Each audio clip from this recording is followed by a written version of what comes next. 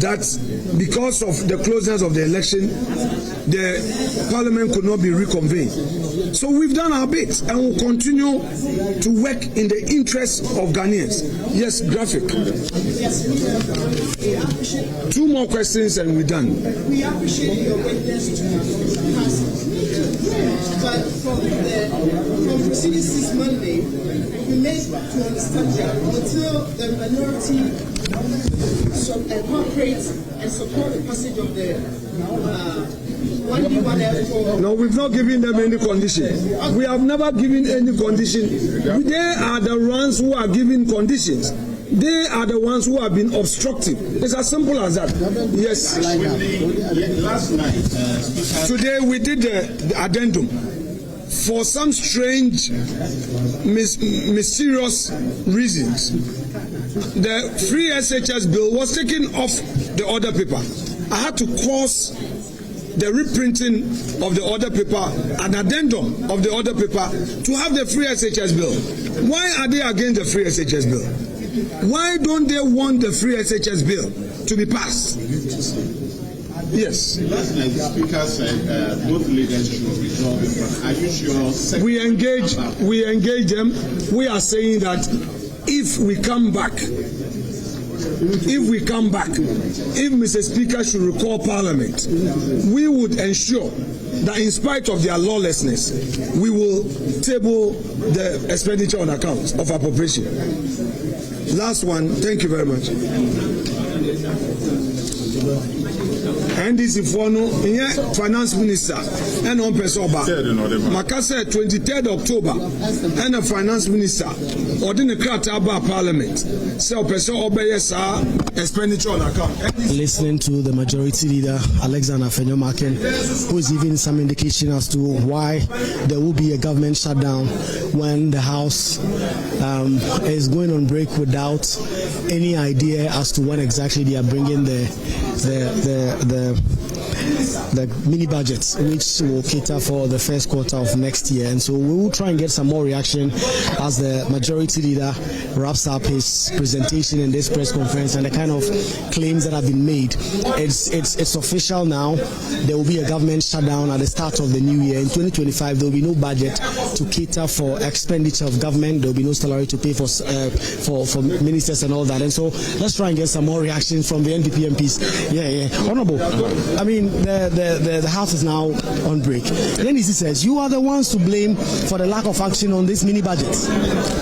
Let me say that we've been very categorical that we want to ensure that the budget is passed. And in addition to that, one critical thing that we're hoping for is a free SHS bill. And that is not for MPP. The free SHS bill is for both now and future generations. So it's rather ridiculous that they would want to stop the free SHS bill and also not allow for us to pass this budget.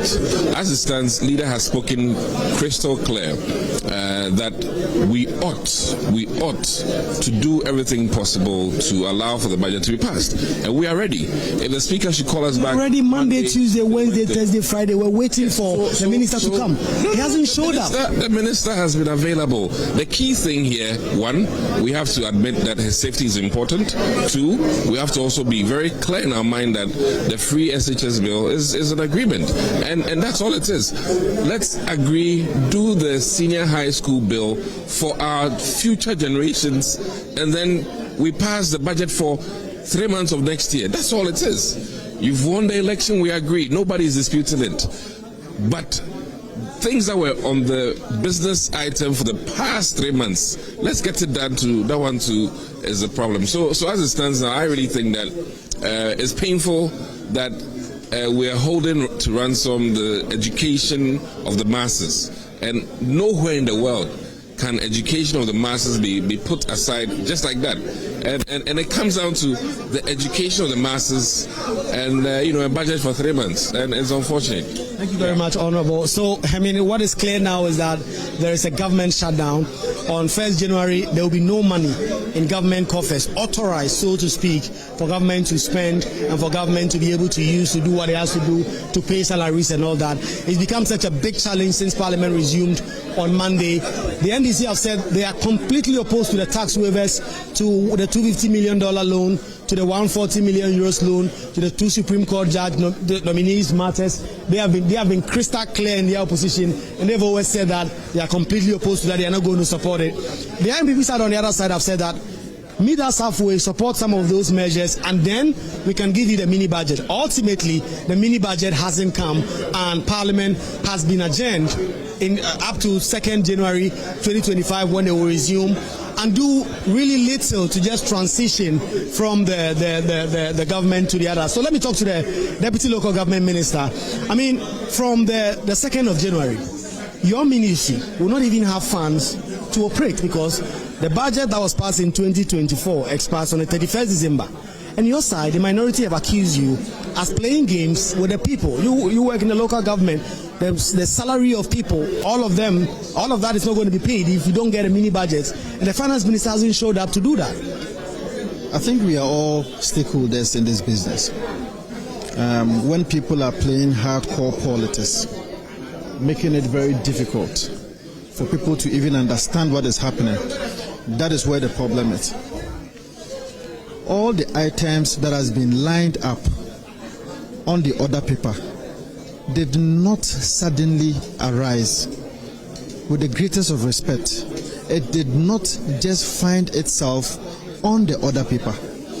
These are line items that has been on the banner for the past 2-3 months at least, as far as this commencement of meeting is concerned. And we had agreed, and when I say we, I mean our leadership and their leadership, at the business committee level had agreed, one, to take notice, or if you like, to take advantage of this meeting to deal with the 1D1F, to take advantage of this meeting to pass the judges who have already gone through vetting. Let the next government come and take care of that. Which vetting we, as parliamentarians, as part of the constitutional mandate, approved and indeed said that these are people with high standards as far as moral integrity is concerned. So what is difficult about we, as it were, approving these judges that we, as a parliament, has also vetted? So the point is that these people are playing hardcore politics. So you pay them back? We are not paying anybody back. So why did the minister or the finance minister not show up? How can you, the finance minister I'm told is around, how can the minority say that you are not the leader of government business and you are not the government and you are supposed to tell us what to do and what not to do, what to be approved on the floor and what not to be approved, what to be presented on the floor and what not to be presented? Unfortunately for us, they have the support of the speaker. Please, Parliament is a house of laws, and it has never happened, even for once, where the Speaker of Parliament will have to be the one to be dictating the pace as to what is supposed to be done on the floor of the House. And so it beats my imagination when the leader of government business, and for that matter, the majority side, is not given the freedom, the free room to be able to operate and present to Parliament or on the floor of Parliament the things that are supposed to be dealt with. And so it looks as if the NDC has an interest. Their interest is that some of the line items will have to be approved or will have to be dealt with. Some of them they don't want to deal with. But it is not within their mandate. It is not within their power to say we will tackle this and we will not tackle this. And that is a problem. That's why we are here. As stakeholders, media, you are part of the stakeholders. Let's find a way and talk to your people, the NDC, so that we can be able to deal with this matter. Thank you very much. That is the MP for Otafo. I mean, they in the MPP just had a position that if the NDC will not help them deal with some of the businesses, the tax waivers, all these other issues, they were not going to give them the mini budget. And that threat was initially made on Monday. For those of you who stuck with joy, Alex Tete made that pronouncement on Newsnight, with Evans Mensah, where Okojota Black on the other line, when he did indicate that if the NDC did not meet them halfway in terms of doing some of those crucial businesses, they were not going to allow the finance minister put the mini budget before the floor. And it was almost like a joke. On Monday, it didn't happen. On Tuesday, it didn't happen. Then it was Wednesday, Thursday. Yesterday, there was firm assurances that the minister will come. That hasn't happened. This is all because, and for those of you listening to us who are just tuning in, you're live on the Pulse, Parliament has just adjourned to 2nd of January because there will be no amount of money to spend when Parliament resumes. There's a government shutdown. The mini budget that was expected to be dealt with has not been approved, and so Parliament is going on break up until the start of the new year without a budget in place for 2025, at least the first quarter, before John Mahama, when he's sworn in, will come in and then present his substantive budget. What this means is that in 2025, there will be no funds for government to do all the things that it plans to do up until the time that there is a substantive or specific. Honorable Joseph Kuma is an NDC MP. I will try and get him also pretty shortly and try and get an understanding on their side in the NDC, what they make of this. What this means is that in 2025, when the House comes, there will be really no money.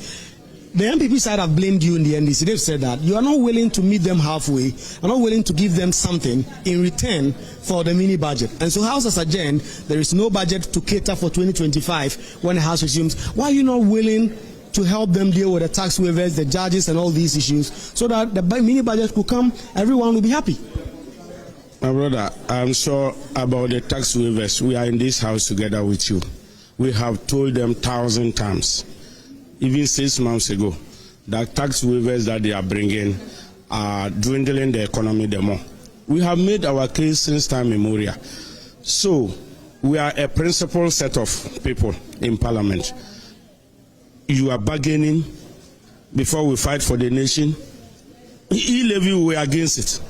You use your by force numbers to pass it. Yeah, but ultimately, Parliament is about numbers. So instead of saying, I will not allow it completely, why do you not wait, put it on the floor, you vote on it, they have the majority, you have the minority, you lose, they move on. They won an election, they have a mandate up until the end of 2025 to deliver. You cannot stop them from doing what the people elected them to do.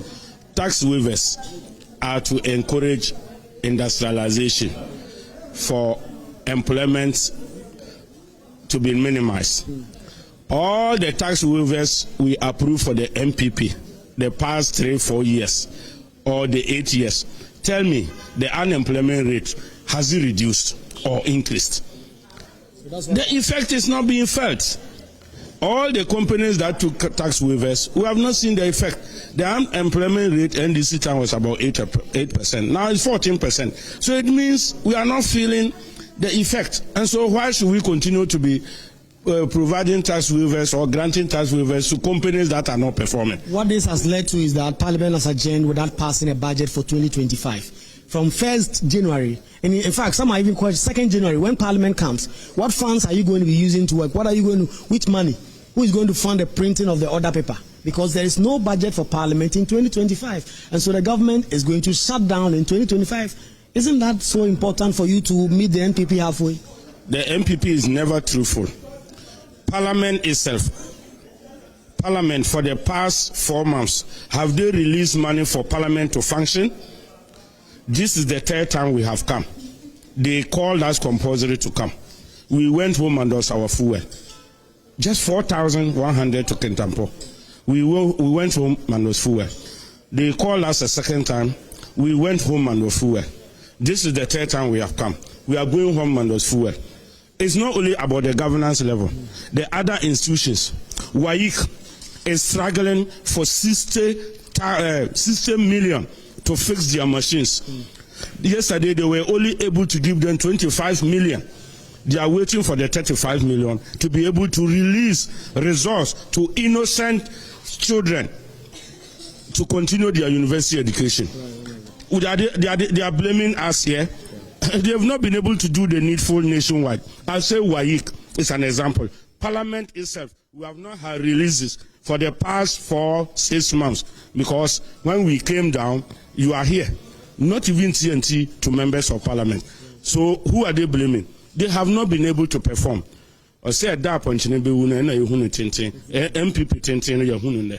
Thank you very much, Honorable. So that is the state of play. A number of MPs still around, some in the coffee shop, a number of them. But for those of you just joining us, Parliament has adjourned to 2nd of January 2025. The government has not brought to the House for consideration and approval or otherwise the mini budget for the first quarter of next year to pay salaries, to keep the government running for the first 3 months before the new government will assume office and then present its own budget. The sticking point is that the NPP side has said that before they will allow for this mini budget to be put on the floor for consideration and approval, they expected that the NDC side will meet them halfway with the approval of tax waivers, with the approval of some loans, and with the approval of persons nominated by the President, Nana Dankwa-Akufo-Addo, to go onto the Supreme Court as judges. The NDC had said no to all of those proposals, and that had meant that the NPP side also said, then you need this mini budget to keep you afloat when you assume the reins of power in 2025. And if that is so, we will also not allow you to get that mini budget. So it started off as a joke. It was almost as though the mini budget was going to come on Monday. The promise was Tuesday. On Tuesday was Wednesday, and then Thursday. And then yesterday, the promise was today. The minister will be here. That hasn't happened, and Parliament has adjourned. Now, both sides of the House are trading blame. Early on, there was a press conference by the minority leader, Dr. Kasila-Tuforsen, who put that blame entirely on the government side, the NPP. You just heard there from Alexander Afenyo-Markin, who says the side to blame is the NDC, who he accused of being lawless and trying to force themselves to get almost always what they want. So that is the state of play now, and the House has adjourned without any decision. Kweku Asante coming to us live there from Parliament. What we fear the most has happened. Parliament has adjourned to the 2nd of January, yet the mini budget that ought to oversee the affairs of Parliament from January to March of 2025 has not been passed. The Finance Minister, Dr. Mohamed Amin Adam, has for the 5th time failed to appear before the House. We are keeping our tabs on this, and it's a good time to take you to the headquarters of the Ghana Police Service. Grace Ansah Akrofi, she is Public Affairs Director of the Ghana Police Service, and she's addressing the media currently. Let's listen in. Attention. Yabema Maha Aba National Election Security Task Force Press Center. Ewie ye frɛ mo a ɛyɛ nhyehyɛe a ɛyɛ bambɔ nnwumaku a yɛaka yɛn ho abom a yɛfrɛ no National Election Security Task Force no nhyehyɛe a ɛyɛ bambɔ nhyehyɛe a yɛayɛ ama collation a aka wɔ constituencies ne binom no ɛna ewie yɛpɛ sɛ yɛde ɛto mu anim ɛyɛ anano 19th December 2024 yi ɛyɛ National Election Security Task Force for yɛne Electoral Commission enya nkitahudie bi ɛwɔ National Police Headquarters ha. Na saa meeting no asema titiri wa ye discuss ye ne senia ye benya bambo ama collations aka constituencies ni bi no. Na meeting na se no Electoral Commission National Election Security Task Force for ya sote say oma ye krado say eye collations aka wo constituencies ni bi nim no oma ye krado say omobeye collation no this answer there just giving us updates as to what the Ghana Police Service is doing, and she was speaking to you, so we'll go back there. My colleague Collins is on standby to just give us a wrap of some of the key things that has happened. Now, if you just tuned in, you're welcome to the Pulse. We took you to Parliament. That's how we started the show, to inform you that Parliament has adjourned to 2nd of January, and yet the Finance Minister, for the 5th time in this week, failed to appear before the House to present the mini budget that ought to oversee the first quarter of 2025. What are the implications of this action? It means that most salaries will not be paid. And so we'll be getting into that in all our bulletins today, just looking at the implications of this action. But in the meantime, an Accra High Court has directed the Electoral Commission to proceed with the collation and declaration of the parliamentary results for Nsawam Adwajiri constituency in the eastern region. While the decision comes after weeks of uncertainty surrounding the outcome of the December 7th polls in the constituency. The ruling delivered by Justice Reverend Joseph Edu Owusu Ajiman on Friday today, December 20th, 2024, followed a mandamus application filed by the incumbent Member of Parliament for Nsawam Adjadri. My colleague Kenneth Jesse was in court for us. Kenneth, you have updates for us. Apart from Nsawam, which other constituencies are we learning of? Yes, so apart from Nsawam, there are 5 other constituencies. That is Ablekuma North, we have Tema Central, we have Okaikwe Central, we have Techiman South as well. And then the court has said that they are granting the application. They sought 2 things. Now, the first one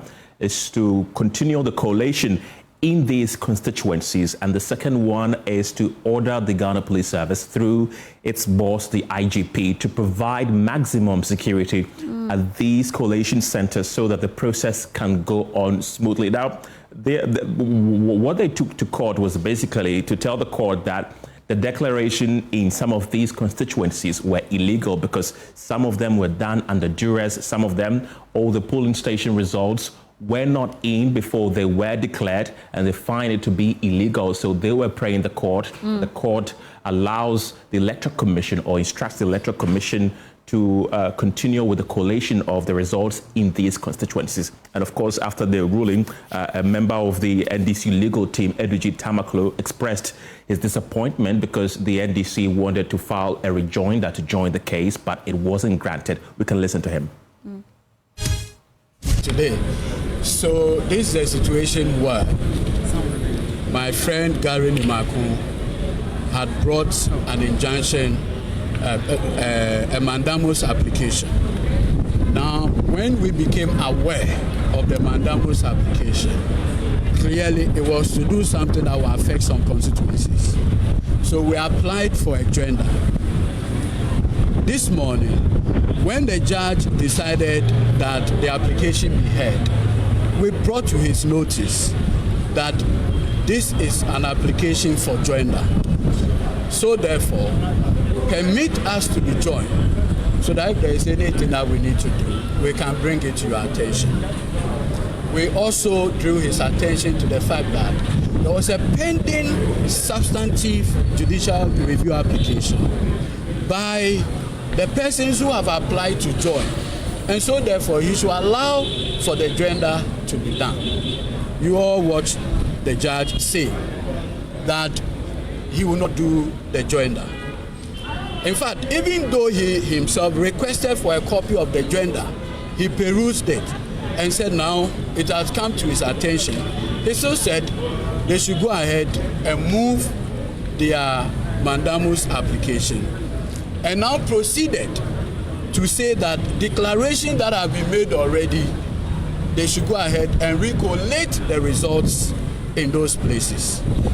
We note that he made it clear in relation to Nsawam Adwejiri, Ablekuma North, but in relation to the others, we didn't hear him make any point. In fact, you appreciate that we made him aware, and in fact, he himself took the 6 copies of the joinder application, and went through each one of them.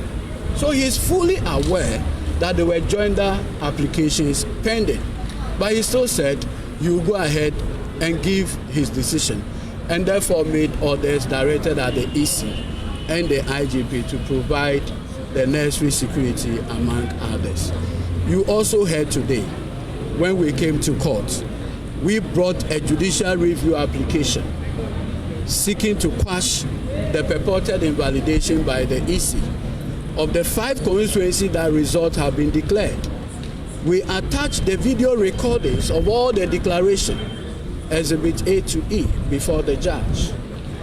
We prayed that he should even play it in court.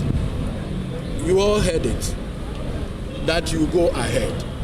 Now, with respect, the judge said the docket was brought to him yesterday evening. You all heard him. And we said, okay, if that's the case, watch the video of the declarations. Now, what is, and should be placed on record, that the Electoral Commission never filed any affidavit in opposition.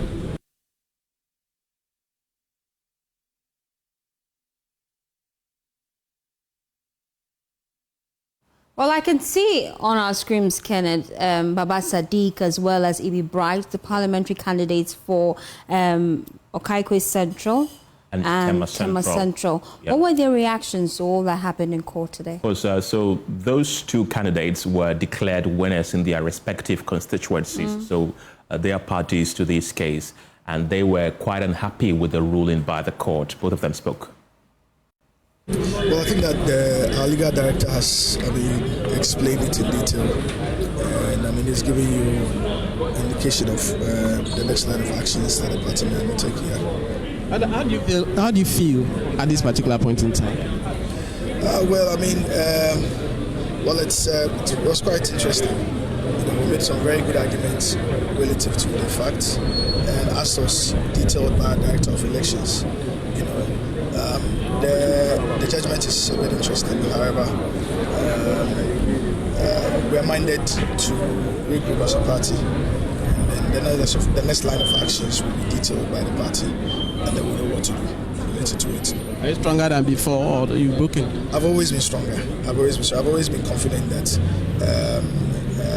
any process would confirm or affirm the fact that we duly won the Okaikwe Central constituency. We have been very confident from the start, from the get-go, regarding the fact that we won and the fact that we have all the necessary documentation to back it. Well, I'll say that a lot of things have been said about the things that go on in our society. Sometimes you can't really appreciate them until you're at the center of them or involved in them. So I'd say today was quite an experience. You think that language and the law is a matter of logic. Sometimes you see it misplaced in a very embarrassing way, and it's out of your control.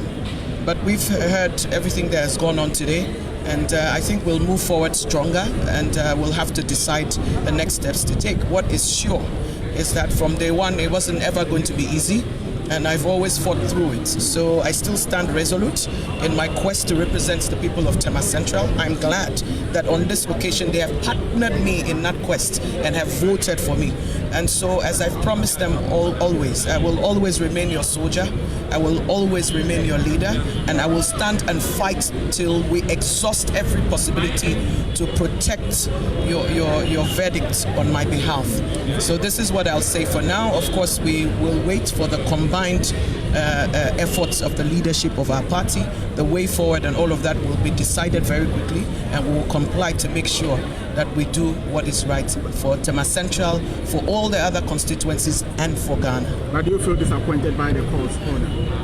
I will say that I feel a little bit of shame, because people say things, but you always think that it's their subjective view, but when you sit down and you experience it yourself, you realize that in many ways we're endangered as Ghanaians, as citizens, and if we cannot trust in the justice system to deliver justice. And this is how I feel right now. So I'm very disappointed. I'm a bit ashamed. But I realize that it puts a bigger responsibility on us to look out for people that don't have power. On your screens there, Ibi Bright, she is MP for Tema Central. But what's the next line of action for the NDC there? Well, prior to this verdict by the court, the NDC as a party had always maintained that all the parliamentary candidates who were declared winners in their various constituencies by the Electoral Commission will be presented by the party in Parliament on the midnight of the 6th of January to be sworn in. But as this verdict has been declared, we've not heard the official position of the party. You heard Ibi Bright saying that they are going to decide their next line of action. So it remains to be seen whether they will abide by this, or perhaps they might even file another application in court. We'll be looking forward to how this plays out. Trust us to bring you all the updates. Now, it's a good time to take you back to our earlier story, take you to the police headquarters. My colleague Collings Frimpong is on standby to give us updates as to what exactly the Ghana Police Service is updating the public on. Collings, we heard Grace Ansah earlier. She was just giving us updates as to what the police service will be doing. Just give us a brief wrap of what happened.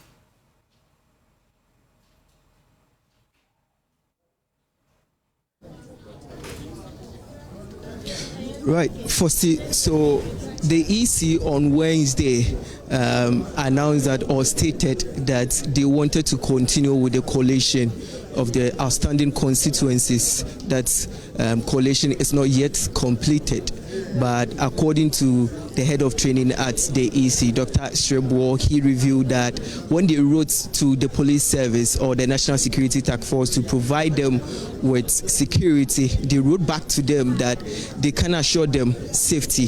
So the collation on Wednesday didn't continue. And yesterday, the EC chair herself, Jean Mensah, also reiterated that. But today, the police service has held a press conference, just a brief one, less than 5 minutes, and the press conference was addressed by Grace Ansa Akrofi. And the three main things that came up, according to the police service or according to Grace Ansa Akrofi, the National Security Task Force on election has agreed to provide security for the EC to continue with the collation. So today, the Accra High Court ruled that EC should resume collation at Ablekuma North and also in Sawoma Adwodri, and also ordered the police to provide them security. So today in the press conference, the National Security Task Force has confirmed that they are ready to provide the EC with the necessary security there, and also they have agreed that they are going to deploy military in addition to the police service. So that's what Dr. ACP Grace Ansa Akrofi said during the presser. She also noted that, or she cautioned various political parties that they should refrain from inciting their supporters from coming to the various coalition centers or coming to the coalition center. You know, the last coalition, the center was at the police training school at the Tesano. Here today, we don't know where the police, the next coalition will be at, and the specific day or time that is going to begin. But the police is ready to provide security, also urging various political parties to refrain from inciting their supporters from coming to the coalition center. So that's what literally happened here in the last 10 minutes at the police press conference. Thank you. Thank you, Collins, for bringing us that update there from the police headquarters. And we're indeed your election headquarters. The NDC parliamentary candidate for Fantiakwa North constituency has filed a suit at a high court in Koforidua seeking to squash the purported redeclaration of the parliamentary election results at Tesano in the Greater Accra region. Well, the suit filed by Isaac Mintalabi, the lead counsel for Otri Chambers, is seeking an order of judicial review in the nature of certiorari and prohibition. Well, the candidate Haruna Redu in the writ wants the court to also restrain the Electoral Commission from issuing any publication or gazette or other document in the name of the MPP parliamentary candidate Kwame Appiah-Kodua, who was declared as a parliamentary candidate-elect for the constituency. My colleague Kofi Siaun joins me live from the Eastern region with details. Kofi, what else do we know? Okay, so Faustina, the writ was filed yesterday at the Koforidua High Court, and the lawyer for the NDC parliamentary candidate is hoping that the court will listen to the things that he is requiring in that suit. And first of all, he says that he wants the court to restrain the EC from gazetting the NPP parliamentary candidate for the Fantiakwa constituency, Kwame Appiah-Kodua, and also to ensure that the court quashes that decision taken by the Electoral Commission to recollect the result of the Fantiakwa North constituency on the 12th of December 2024. So lawyer Isaac Mintalabi has been speaking to the media just after he filed the court proceedings.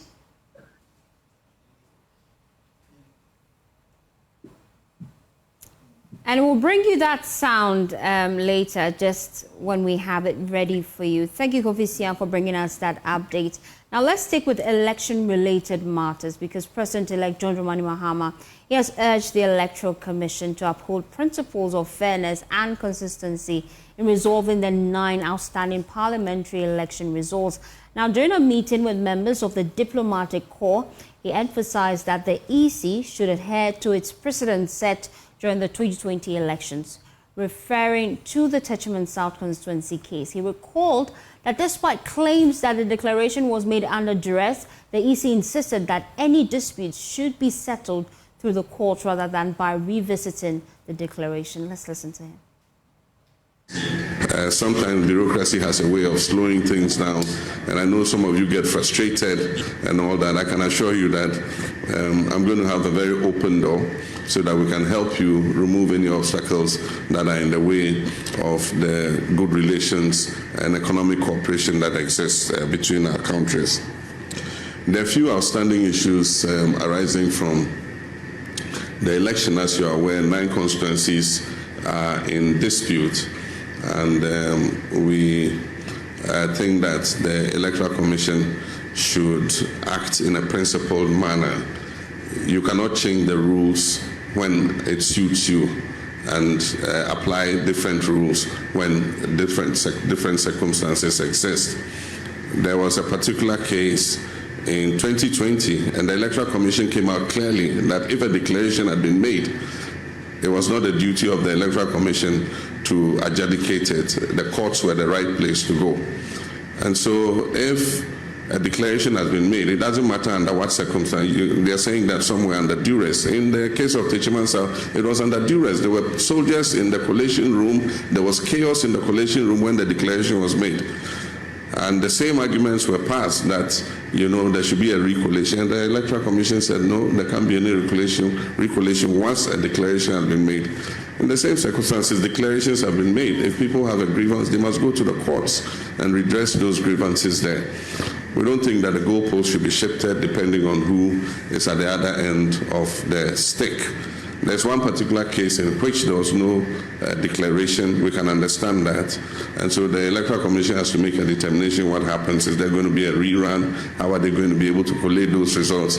And so we think that there must be fairness and justice in everything that we do. And so that's a concern we have, that those issues will be resolved as quickly as possible so that we know what the final outcome of the election is.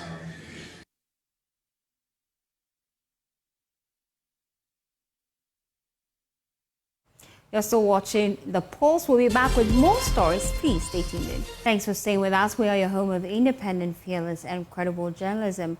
Well, this afternoon, the Civil and Local Government Staff Association of Ghana is serving notice it will resist any appointment of persons to state institutions based on political party affiliation. President-elect John Dramani Mahama, when sworn in as president in January, is expected to make appointments to various state institutions. However, CLOGSAC Executive Secretary Isaac Bampoado, speaking at this year's CLOGSAC Thanksgiving service, said they will strongly resist any appointment based on political party loyalty. He also questioned the winner-takes-all provision in the Constitution, calling for an amendment to allow all other competent hands to contribute in running the state. We wish to remind government, our employer, on the application of the neutrality principle in the civil service and the local government service. While workers need to go by the ruling of the Supreme Court in June 2017 in service delivery, appointments and promotions in these services should not be by partisan politics. Another area of concern is the winner-take-all principle that is enshrined in the 1992 Constitution that allows the president unfettered powers in the appointment of all public officers.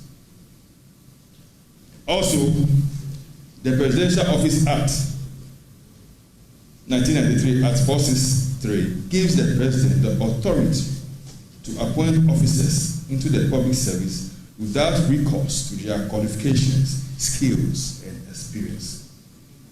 Indeed, it is time for us to evaluate the democracy that has characterized the governance under the Fourth Republic to ascertain whether this type of governance is helping us to develop as a country. In assessing the benefits or otherwise of our current democratic dispensation, account should be taken of the following: mainly, voluntary spirit, which is waning, patriotism or selflessness as against egocentrism, national cohesion vis-a-vis ethnocentric governance, corruption in all forms, and indiscipline, which has destroyed the fabric of our society. Is it the time to consider introducing social partnership in the structure of governance in Ghana? Is union government not a better alternative? Let us all begin to ponder over this. Small-scale mining is increasingly acknowledged as a job creation and poverty alleviation mechanism. The qualification of small-scale mining has, however, been accompanied by an undermining of the legal and regulatory framework for small-scale mining in Ghana. State institutions administered through a decentralized local governance structure are responsible for formalizing and regulating mining activities and ensuring that illegality is exposed and curtailed. Thus, the political will to fight and eradicate galamsey must be seen from DCs and MCs who can galvanize support from traditional rulers, community members, and regulatory agencies to ensure compliance with pollution avoidance mechanisms, prevent mining in environmentally sensitive areas, and implement frameworks for allocating concessions that are mined in a sustainable manner and reclaimed to restore their ecological integrity. Addressing the challenge of galamsey undoubtedly requires concerted and targeted action from a wide range of stakeholders. We can start by ensuring that the people who are responsible for safeguarding our environment and health at the highest levels of local governance actually do so.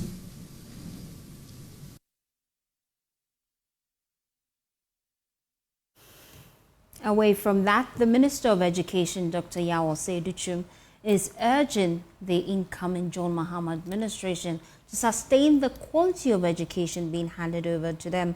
According to him, the Nanado-led NPP government has made several gains in the education sector, and it is important that the next administration continues from where they are leaving it.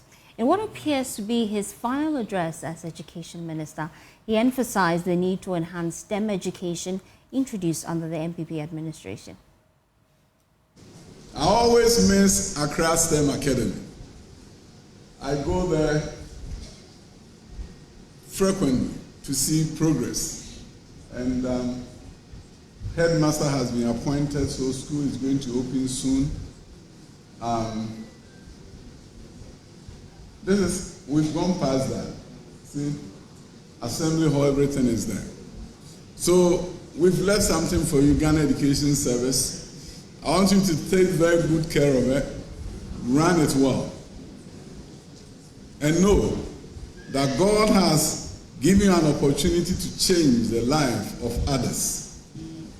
The choice is in your hands, whether you make the environment better than you came to find it, or you ignore and not worry about it. We can be timid souls on this planet called Earth.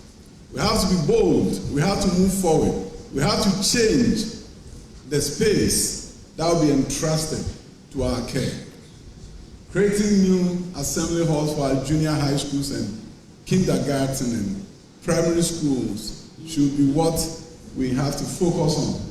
We should be determined that every child in Ghana deserves a better learning environment. And if the exams is easy and the children are passing and they are giving me credit for it, I'm not doing Ghana any favor. Because those kind of children will never change your country.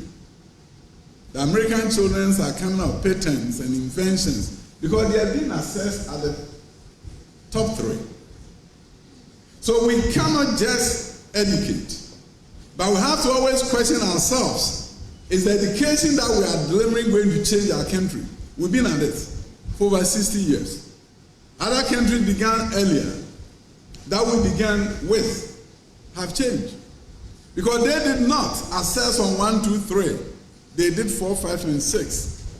And therefore their fortunes are better than ours. We have begun, even if we're 60 years late.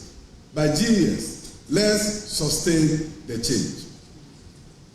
If we sustain the change, then we'll leave a better legacy for our nation. We have been seen as transformation agents. My colleague teachers teach at the grade level based on lesson plan guidelines that GES should be giving you. And now that we have an electronic platform, it shouldn't be difficult for you to do lesson plans that challenge students to think at the grade level. And that is why I believe visual students are the best students in Ghana, visual artists. They are always learning at the level of grade, and you tell me they are not the smart ones. Because your examination system is assessing at 1, 2, and 3, and you don't do 1, 2, and 3 in visual arts, you tell me they are not the smartest ones. The moment our education system responds to 6, 4, and 5, visual artists will be seen as the smartest group of children we have in this country.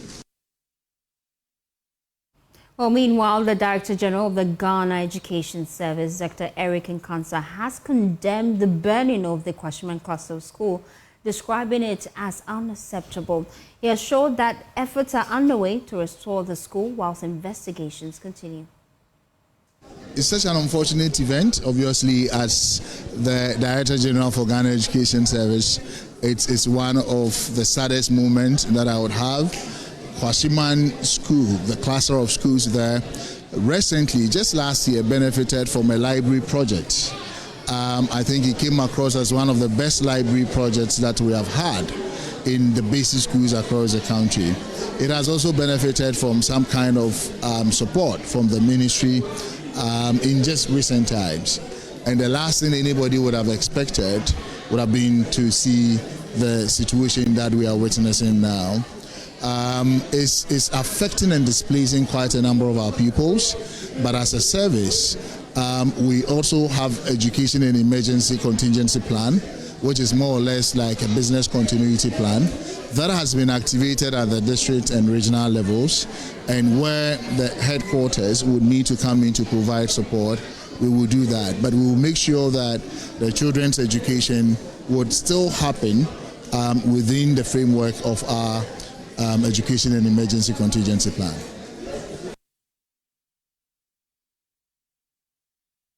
Now to a rather sad story. 10-year-old Lisa Lai, whose fight against leukemia touched the hearts of many, has tragically passed away while undergoing treatment in South Africa. Well, this comes just weeks after she just arrived at the Wits-Donald Gordon Hospital for a life-saving bone marrow transplant. Lisa's treatment had been fully funded by Mr. Ibrahim Mahama, the CEO of Engineers and Planners and Jata Cement, giving her family hope for recovery, while her family has requested utmost privacy as they mourn their loss and have assured that a statement will be released in due course.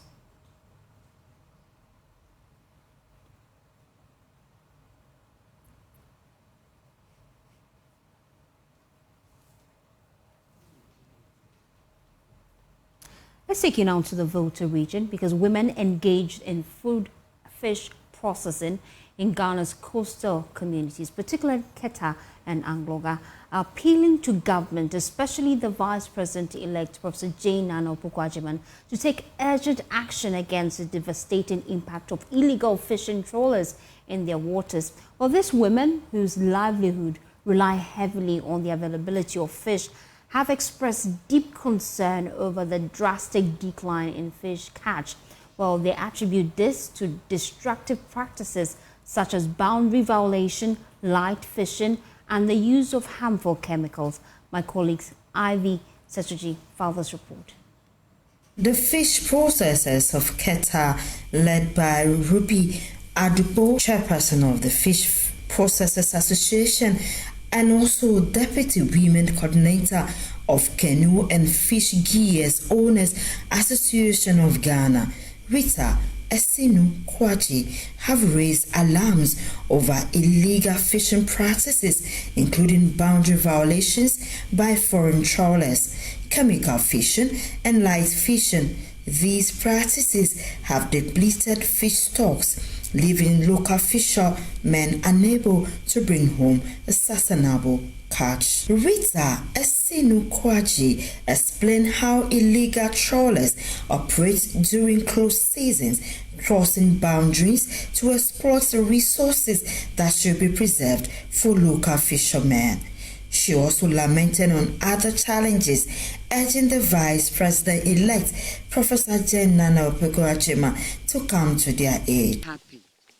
We are very happy. We are overwhelmed that we hear that our dear mom, Nana Opeko-Achema, was the Vice President for Ghana.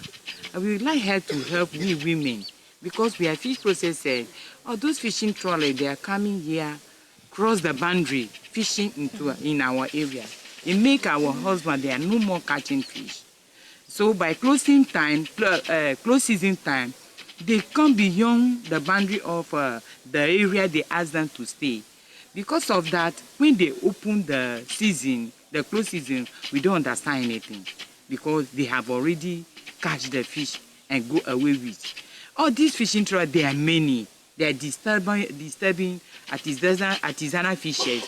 So we would like our mom, as she comes, to intervene for us, that she can stop all those people, or as many as they are, if they can drive them away, so that we have our freedom for our business to go on. The fish processors appeal to Vice President-elect Professor Jen Nana Opeko-Achema to intervene in multiple ways, including regulating trawler activities, enforcing strictly closed seasons, and ensuring the availability of pre-mixed fuel for fishermen. Ruby Adupo spoke on behalf of the Keta Fish Processors Association on the issues of pre-mixed fuel for fishermen. The fishers use premise fuel go to fish, but this time around, in these 8 years, we suffered most because of what? Because of the premise fuel. They brought the premise to the landing beaches, and that premise fuel is for the fisher force. But before you realize, the party members will come and hijack the premise. And even when the fisherman came to come and buy the fuel, he will not get it. Could you imagine that the fisherman will come for premise fuel like 20 yellow gallon? He will not get it. Those who are there, the party members, will tell the fisherman that is just deserve for 5 yellow gallon, and it will become a problem every blessed day. So if the fisherman went there and he didn't get the premise, he have to go to a filling station and go and buy petrol and other oil to mix before sent to the shore. So if they went and they got something small like fish, they increase the money. And when we bought it as a fish processors, we lost. We didn't gain anything. But before, our mother's time, when you see a fish processor, you will know that this person is a billionaire. But this time around, it's no more like that because of the fuel, premise fuel. It is the hope of these women and other fisher folks that help come soon, especially from the Vice President-elect, Professor Jenana Opeko-Achema. Ivy Satoji, Joy News, Jelukope.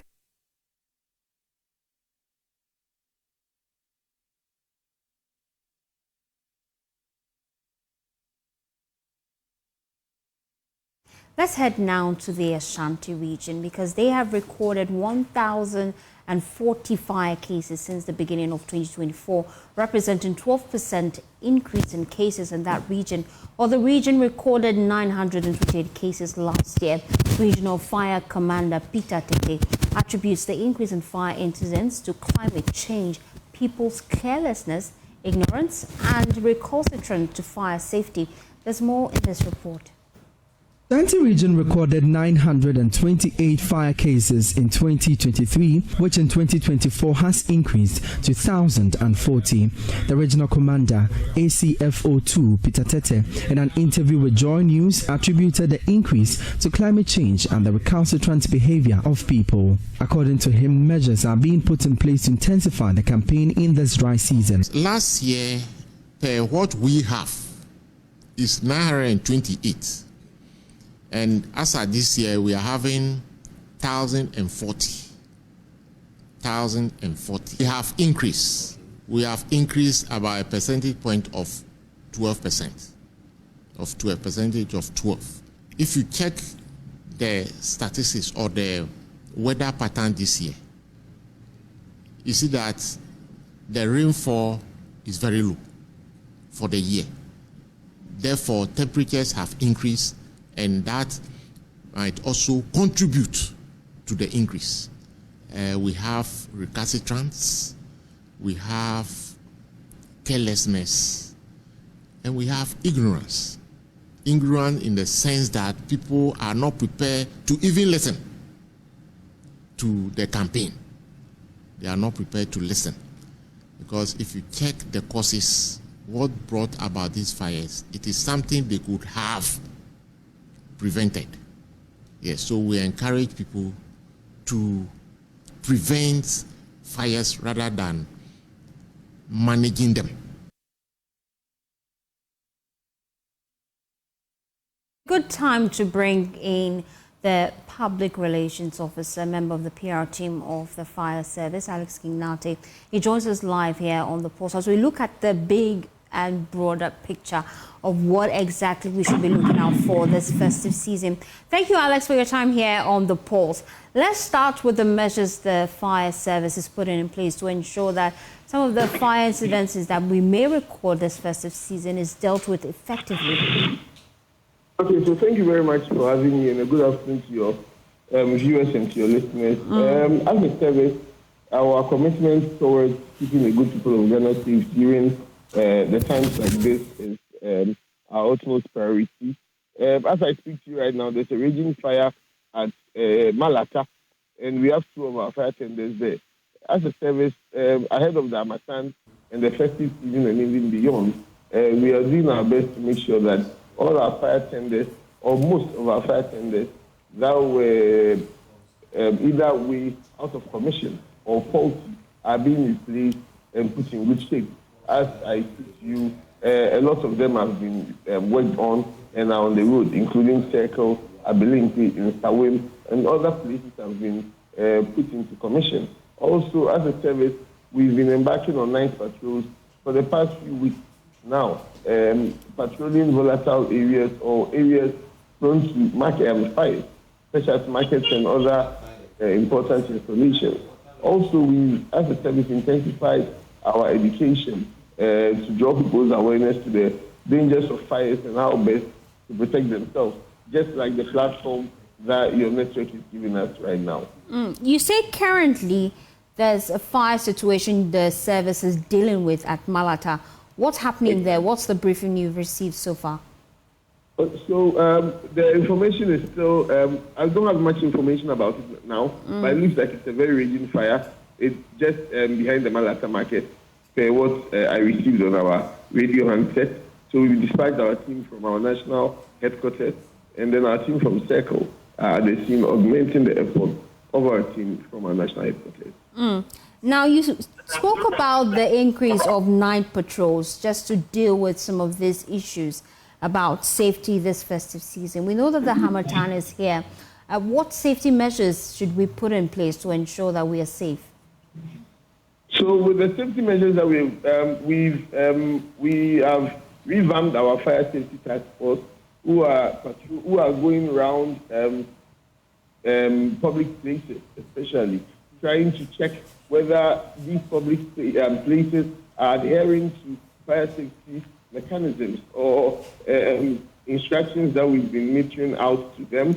Also, we've been going to schools prior to the vacation of most of these schools.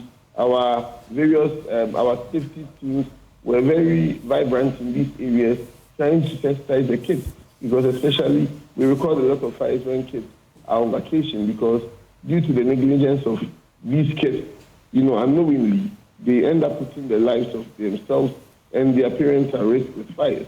So we have to intensify our education in schools so that as the kids come on vacation, they wouldn't do anything that would end up starting a fire at home. Also in churches, our teams are visiting churches, trying to draw awareness and then, find a way to carve the fire safety as a gospel to try and get them to be much more fire conscious in this time. It's interesting you make mention of schools and churches, because we know during the festive season, lots of people will be going for the crossover service, and for most schools as well, most people believe in the school premises. So what specific measures are you putting in place to ensure that these places like where we'll be experiencing a lot of crowd there, like parks and gardens and also hotels, what have not, to ensure that those areas you have your fire tenders closer when there are fire cases in those areas? Okay, so in the past and even till now, we provide standby services to a lot of gatherings, including these churches, concerts, and other things. We've always bemoaned the fact that we lack the much needed logistics, and so it's our hope that in the coming years, if we are blessed with more fire tenders, we should be able to have fire tenders, on standby at almost every event, and still have our fire tenders even at the stations, so that in case there's any fire outside these gatherings, we have enough appliances to be able to deal with it. But nevertheless, we are still determined. Even though we don't have, we will still have tenders on standby. These tenders will still be responding to fires that are close by, and then come back to do standby duties at these various gatherings. Finally, before I let you go, now that we know that the Harmattan is here, what safety measures can I as an individual put in place to ensure I'm safe this festive season? Okay, so as a safety measure individually, we advise people to, one, avoid indiscriminate burning. Indiscriminate burning has been seen as one of the things that causes fire.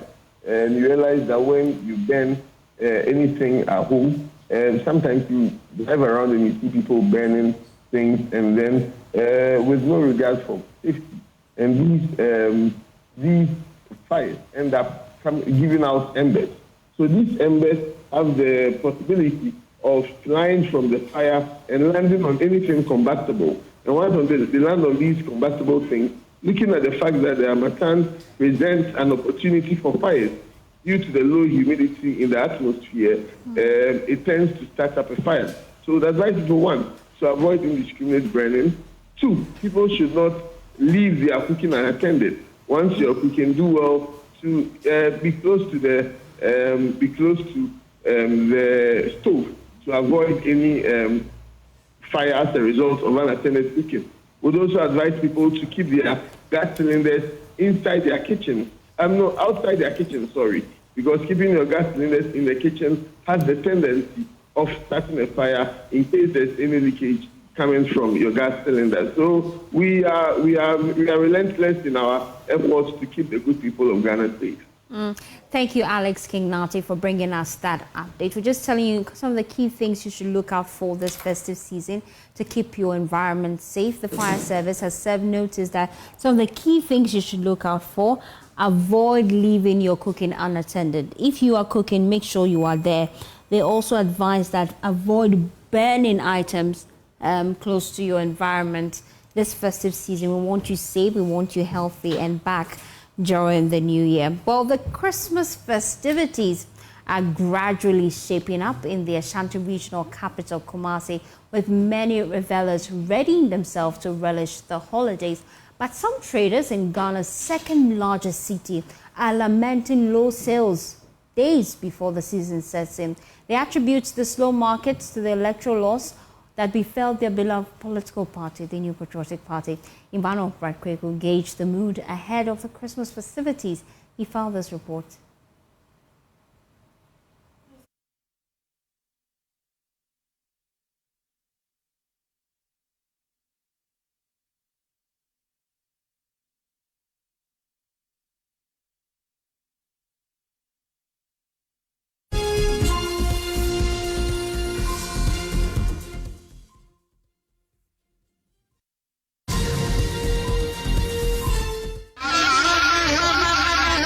Days into the 2024 general elections, Ashanti region's capital, Kumasi, buzzed with excitement from its youth.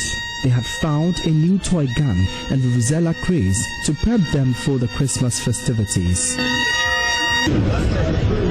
A few days after the December 7 polls, it is a mixed euphoria in the Garden City ahead of the Yuletide. The region, as a stronghold of the New Patriotic Party, was in anticipation of a victory for their beloved party to celebrate the season. Whether good or bad, we're celebrating regardless of the outcome of the elections. At the Central Business District of Kumasi, traders argue the NPP's overwhelming defeat is impacting sales. Traders who are into the sale of Christmas accessories like toys, hats, spectacles, and fireworks are recording dwindling profits ahead of the holidays. Before election, supposed to 2,000 and 3,000. Before the elections, the market was good, but now you can barely break even. To me, the market now is slow. Me huso kla. About to no a higher. I'm accommodate. If the elections had gone in favor of the NPP, market would have boomed.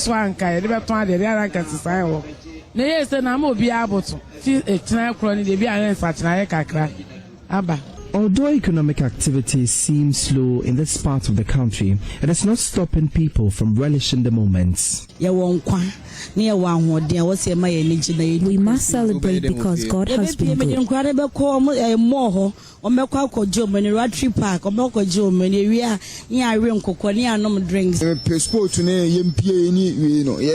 really enjoy the Christmas.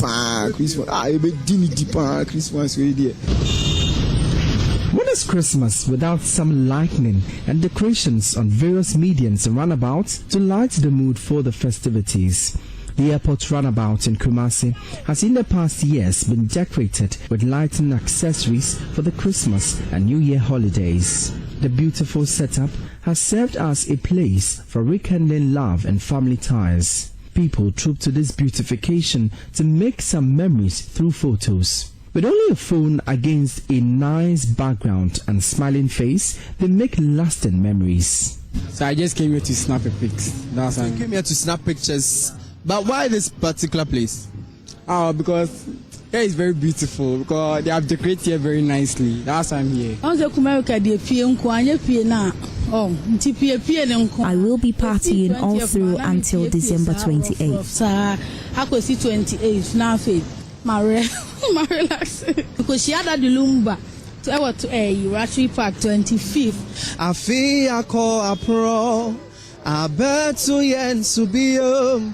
A jonya mien kumye wa ma fepa atu yen. So, regardless of your political stance, indeed, the Lord has been faithful to all of us. And this is the time for us to celebrate. And Christmas is a time for us to reflect on how far the Lord has brought us. I wish you a very Merry Christmas and a prosperous New Year. From here in Kumasi, my name is Emmanuel Bradkweku.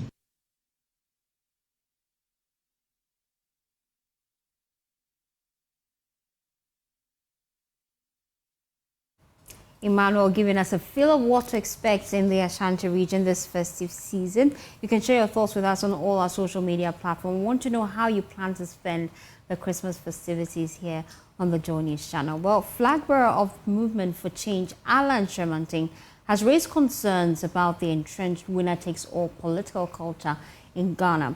During his visit to President-elect John Dramani Mahama, he urged him to consider a more inclusive approach by appointing qualified individuals from across the political divide to ensure that they work in his government. Let's listen to Alan Chamanting. This is the first time he's speaking after his defeat during the elections. From the results that you put in a lot of effort, and you've been handsomely rewarded in that regard. I'm sure many Ghanaians are not aware that although we belong to different political persuasions, that we've had very good fraternal relations for many years, based on mutual respect and shared common values, and indeed also our commitment to serve our nation in humility. I am aware that you've already had the opportunity and privilege of occupying the high office of President of our country. And so you are already keenly aware of the demands of this job. However, as a brother, maybe I should use this opportunity to offer a little bit of advice. The movement for change and the Alliance for Revolutionary Change, we campaigned on two fundamental themes. One is the establishment of a government of national unity, and the other one is the prosecution of a national development agenda based on the Great Transformational Plan. Now, in respect of the first, Your Excellency, I'm sure you are all aware that our country has been seriously divided for many years because of partisanship. And unfortunately, this is robbing all of us of the benefits of our democratic credentials, which we've nurtured over so many years. And I think this ought to change.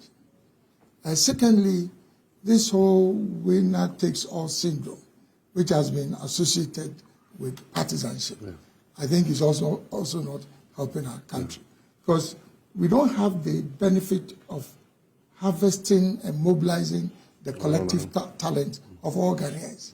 And we should not be divided in that regard by our different political ideologies. I think that also needs to change. Thirdly, also, the lack of continuity of government projects, which again is the result of this partisanship, has also cost our nation quite a bit of money. And I think that also has to change.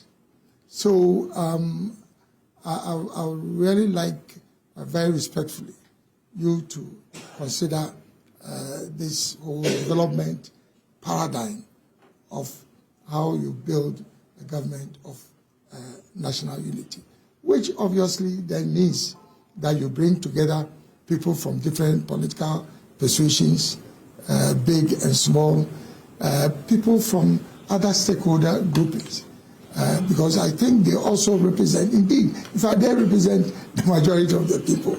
So they must have a voice also in government. So that's in respect of the first pillar. The second one is the Great Transformational Plan. Your Excellency, I know that during your first term in office, you had to go to the IMF for support. Now, there's a marginal increase or a stability that comes along with being on an IMF program. So ultimately, you find that the numbers will start looking good.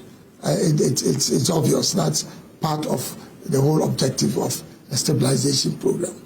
But then, at the end of the program, unless there's a program of transformation, then you are likely to slide back into instability, which is what takes you to the IMF in the first place. And so, with the Great Transformational Plan, I very respectfully like to recommend a number of priorities for your consideration, which is stabilizing the macroeconomy. I know that because of our manifesto promises. There's a lot of pressure. Everything is important, but I feel that it's the macro economy and the economy as a whole that basically must occupy your highest consideration. Aligned with this, also, I would say a prioritization of the productive sectors of our economy: industry, agriculture, and then tourism. Because that speaks to the next most critical agenda for our nation, which is creating employment, particularly for the youth. Now, beyond this, also, I think, is the issue of corruption, which you've spoken about, and which robs us as a country of so much resources that we can channel into development. The next is constitutional reform. Constitutional reform that would enhance the quality of governance in our country. And I'm sure you're already aware of many of those areas that require reform. And last but not least is the issue of galamsey, which obviously is an existential threat. It's not just a question of those living in galamsey communities. This is something that is going to affect all of us as Ghanaians. So, very respectfully, I think that these two development paradigms, I would recommend that you look at them quite seriously.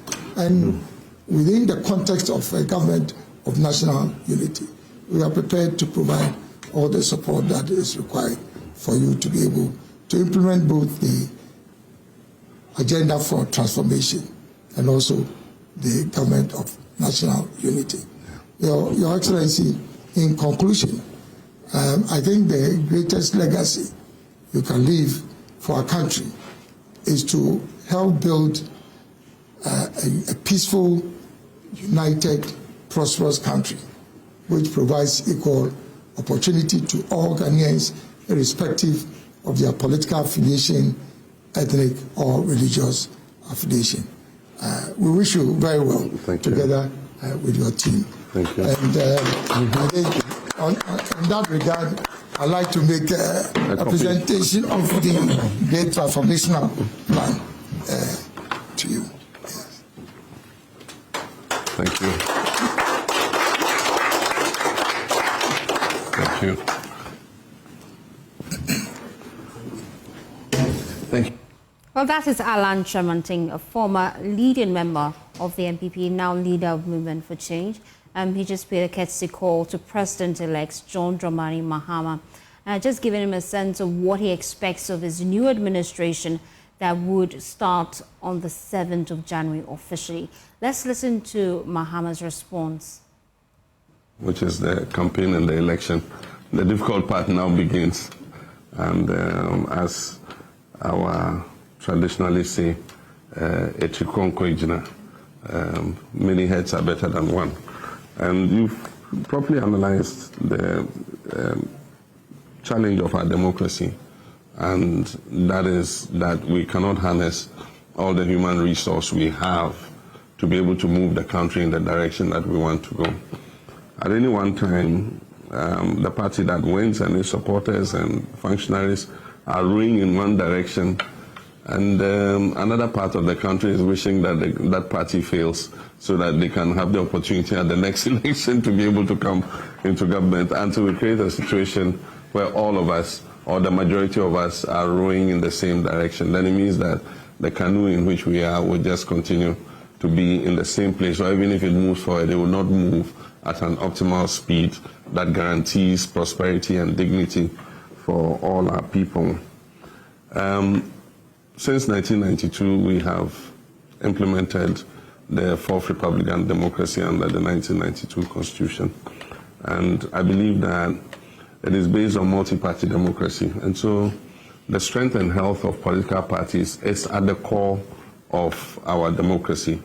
And so one would, even though we're opponents, wish that, the parties that are on the other side of the divide are healthy, and that, they also have their democratic systems working and that they contribute their quota on whichever side of the divide, government or opposition, they contribute their quota to national development. So we can't be happy with the current situation in the NPP, and I hope that they'll quickly recover from this dramatic loss that they have suffered and put their act together. We could see it coming, and I've been in politics long enough to realize that there was something wrong in the NPP.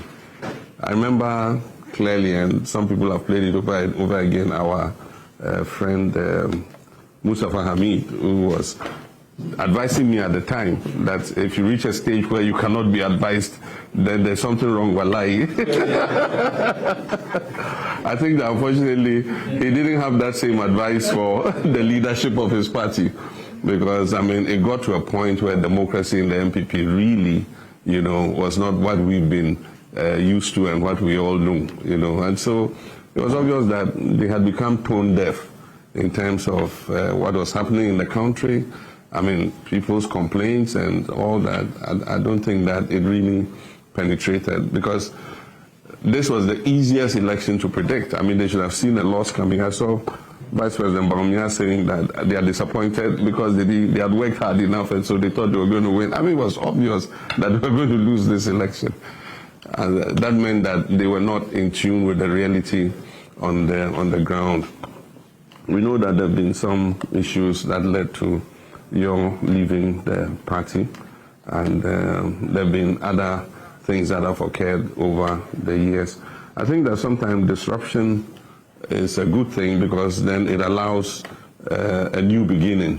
And so I think that all the strands that belong to that tradition, should find a way of putting the pieces together, reconciling, and seeing how the party can be rebuilt so that it continues to be a viable vehicle for sustaining our democracy.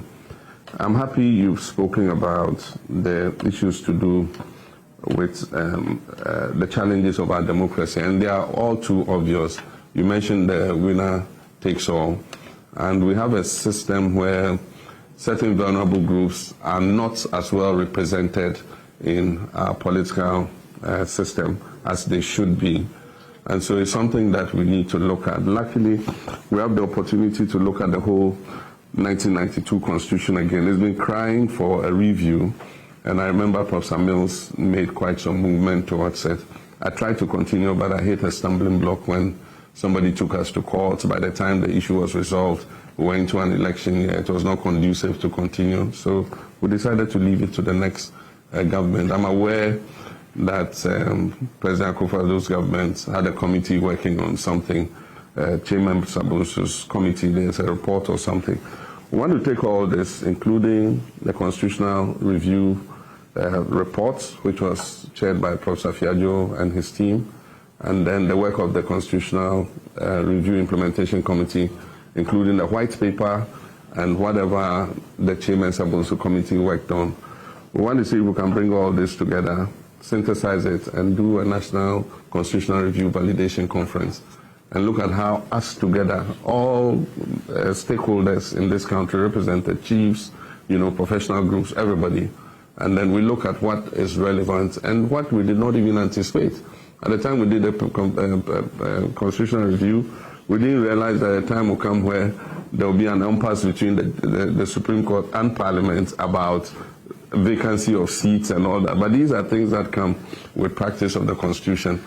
And so I believe that if we do this, then it will give us the opportunity to go even beyond and be able to do some amendments to the Constitution that would help take away this winner-takes-all thing. It will bring some more checks and balances into the situation so that the president is not the all-powerful kind of position that makes decisions of life and death, for our people, and that we'll be able to identify other things, including issues like the election of district chief executives, to make them more accountable to the people at the grassroots level. How do we deepen our decentralization and all that? So those would create opportunities for us, and I'm looking anxiously to us being able to do it, and on a bipartisan basis and as a nation, we're able to do the amendments to our constitution that will make it a more living document going forward. With regards to the, where did I put it? Who took it? Oh, come on. They gave the thing to me. Why are you coming? Plan. I think that it falls almost in line with our reset agenda, because after several years, we think that there must be a reset, and that is equal to talking about transforming the way things have been done. Because like you said, we'll go through the program, macroeconomic stability is restored, the CD is fairly stabilized, but that is superficial. At the bottom of it is the transformations that we need to do in order that stability is sustainable. And that is what we've not been able to achieve. The last time I was looking at a map showing the imports that we make into this country. I'm sure it was on social media, everybody saw it. And hundreds of millions of dollars every year just go to create employment for other people in the area of tomatoes, tin tomatoes. I don't know how true it is, but I can't believe that we're eating $1 billion of imported tin tomatoes. It's not possible. We need to interrogate those figures, but whatever it is, I know that a huge amount is going into importation of tomatoes, something that we have a comparative advantage to produce, into rice, into vegetable cooking oil, into many things that, you know, if we put our mind to it, we can produce. And that's why, for me, agriculture and agribusiness, agro-processing is going to be one of the #1 focuses. We pay lip service to giving support to farmers. We bring subsidized fertilizer, half of which gets smuggled to our neighboring countries anyway, and the real farmers who need the fertilizer don't get it. And so how do we use a system that identifies them and makes sure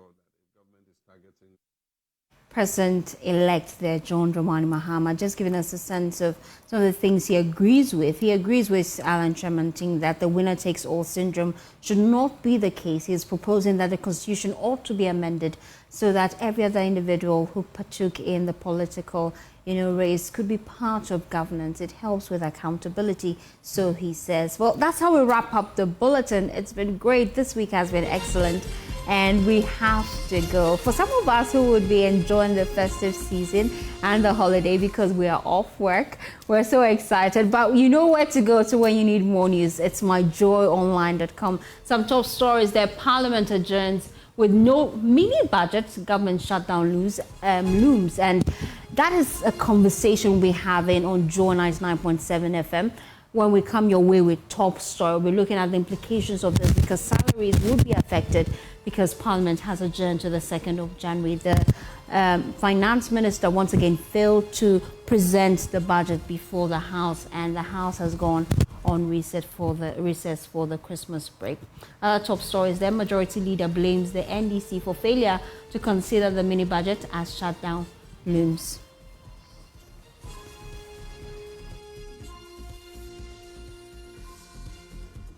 Well, that's how we wrap up the bulletin. My name is Faustina Safo. Have a pleasant day as you enjoy the rest of our programs.